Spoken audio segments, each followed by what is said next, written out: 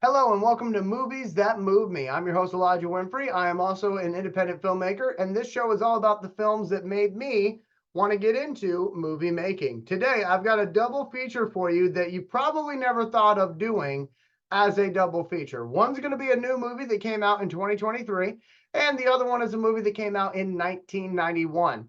But in order to make this work chronologically, I have to talk about the 2023 movie first, okay? And that movie was Oppenheimer by Christopher Nolan. Obviously, this is the story of the father of the atomic bomb. That's what a lot of people know J. Oppenheimer as.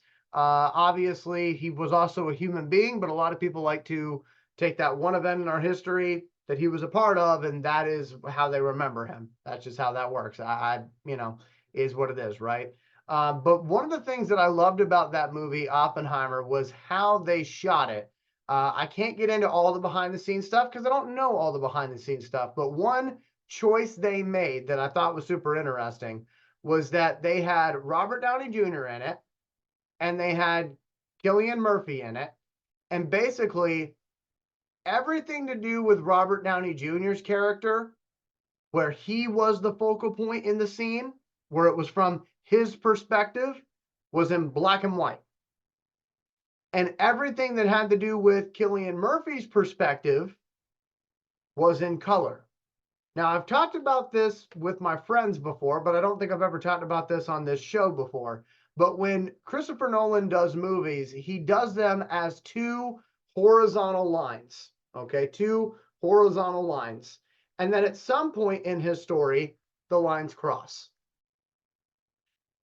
I've heard him talk about that on interviews before, and I've always thought that to be kind of interesting. And actually, when I wrote Ballad of Billy Badass, that was how we came up with that idea for Ballad of Billy Badass, as far as having the Billy Badass storyline and the Axel storyline, and then eventually they cross.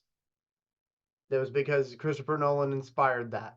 So I like that way of storytelling. That works a lot of times whenever you're writing a script. You got your A storyline, your B storyline, somewhere around, towards the end they cross. But in this film, like I said, how they did it was everything that was in from Robert Downey Jr.'s perspective was in black and white. And everything from Cillian Murphy's perspective was in color. Now, when I first watched that film, Oppenheimer from 2023, I was a little bit confused by that. It took me a little bit to understand what was going on. But once I figured that out, it made the whole experience that much better.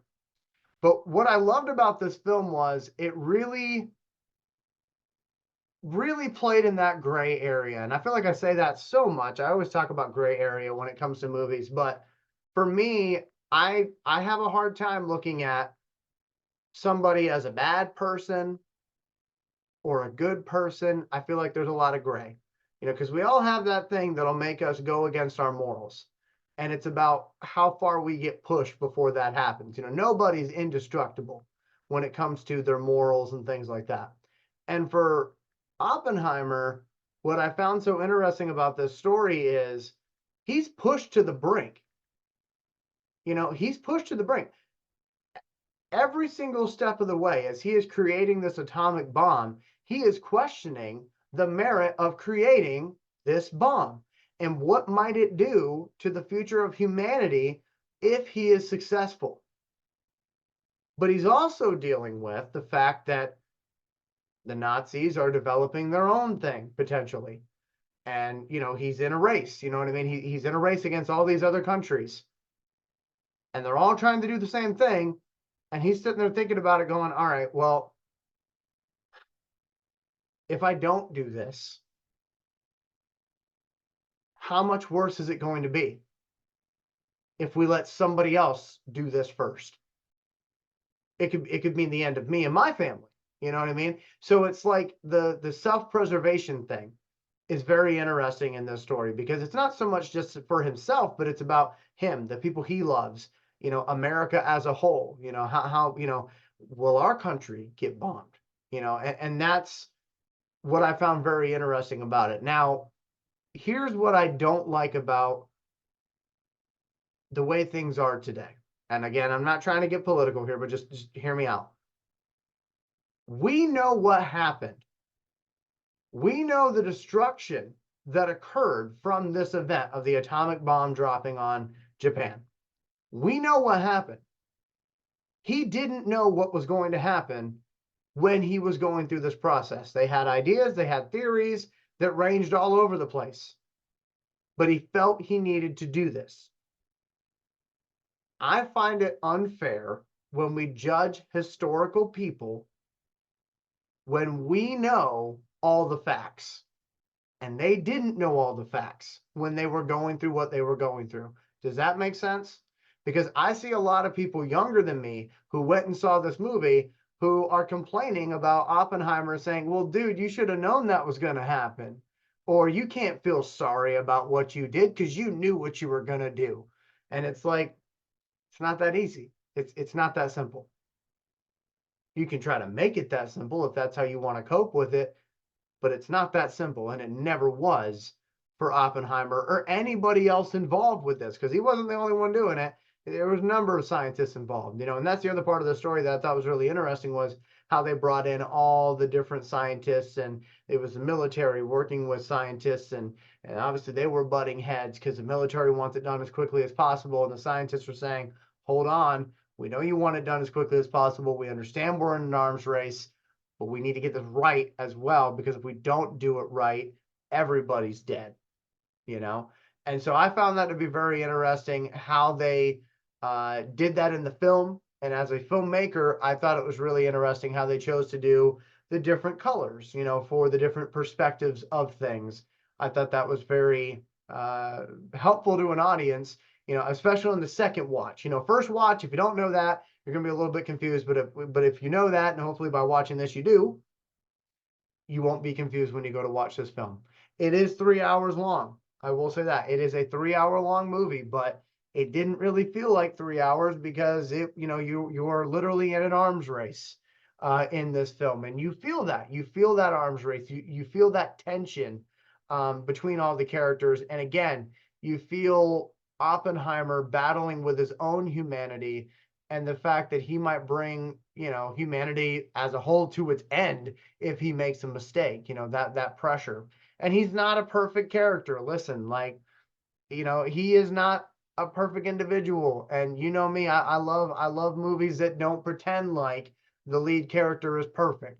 He is not perfect. And I'm not saying that people should long to be like J. Oppenheimer. That's not what I'm saying. He had his faults, he had his flaws, but I love how honest they were in this film with all of that. And so that's one of the reasons why I wanted to cover it, because now when I go to write a character, I'm even more feeling like, wait, I need to gray that area a little bit more. I need to really make it difficult for you to be able to just objectively say who's good and who's bad. I need you to see the flaws, to see the cracks in the armor, so to speak. And this movie did a great job of that. Now, this is a double feature that I was suggesting, so let's get to the second film on this. Second film came out in 1991. That movie is called JFK from Oliver Stone. Now, why am I pairing these two films together? Well, there's a line at the end of Oppenheimer, and I'm going to say it in a spoiler way. There's a line at the end of Oppenheimer where Robert Downey Jr.'s character is asking who has a problem with him. Who has a problem with me? And his advisor in the film says, well, there's this, kid, this young politician named John F. Kennedy.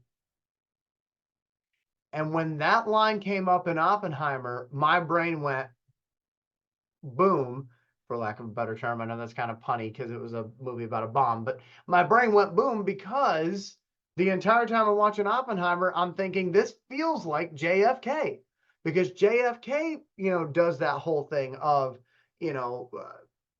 gray footage from certain people's perspective, color footage from other people's perspective. You have that main character in Kevin Costner in the JFK movie, who he feels like he is the only one who sees the importance of what he is doing, and that he is serving his country by finding the answers as to what went wrong and why the president was shot. He feels like the weight of the world is on his shoulders, just like Oppenheimer did. And so for me, when I saw that, I'm like, when I bring this up on my show, I'm going to put those two movies together and see if people will do that as a double feature. Now, for JFK, I told you Oppenheimer's 3 hours long. JFK is 3 hours and 26 minutes. So we're talking about a 6 to 7 hour movie marathon if you put these two movies back to back. And I would recommend, just chronologically, watch Oppenheimer first, have it lead into JFK by Oliver Stone. That would be my suggestion. You do what you want, but that would be my suggestion. Oppenheimer, then JFK. And see how that flows. I have not had a chance to do that yet, so I'm suggesting to you a movie marathon that I have not done. But I think those two movies would complement each other quite a bit. And obviously, it's all based on a true story. I'm not going to say it's all true, because obviously, creative liberties are taken, and I get that. But they're both based on true stories. So, it's kind of an opportunity to maybe learn a little bit more about our history here in the U.S. So if that's of interest to you, I know I'm a big history buff. I love that type of stuff. Check out Oppenheimer, then watch JFK by Oliver Stone and see how that flows for you. Because for me, in my head, that sounds like a heck of a movie marathon for a history buff. Now, if you hate history, you probably have not watched this long into this video. So, yeah.